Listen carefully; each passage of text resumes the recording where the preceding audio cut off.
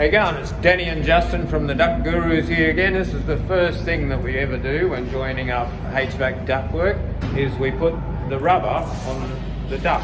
We start in the middle, always start in the middle. Why? Because otherwise it tends to flex a bit and peel off on the corners. And we've got to get the corners right. And wipe it down a bit.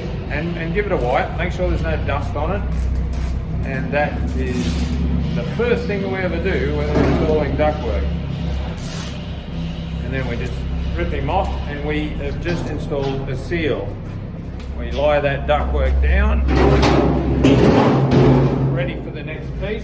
Now, in this case, and in a lot of cases, the duct is sealed to keep dirt and foreign particles out of it, so we've got to rip that off.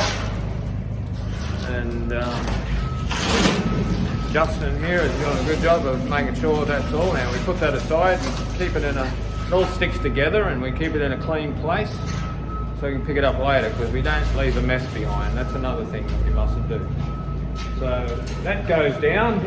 The Pittsburgh here, which is the joint of the duct, we all line them up, so we make sure that it's in a place where we want it, and we then put vice grips on it in order to bolt it up. So as you can see, vice grips are the order of the day. Then we use a podger. We call it a podger, but a screwdriver or any implement that works is satisfactory for making sure the corners fit for the bolts. And it's just a matter of bolting the four corners up, and then there's other parts that we call cleats that go on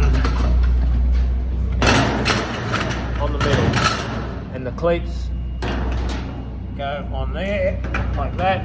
We have a tool for doing that, but on the lighter duct we can do it by hand.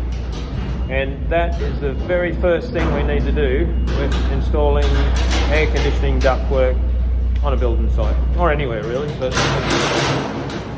we use what's called a rattle gun to speed things up and do the nuts up. We don't do them up with a spanner, that's too slow.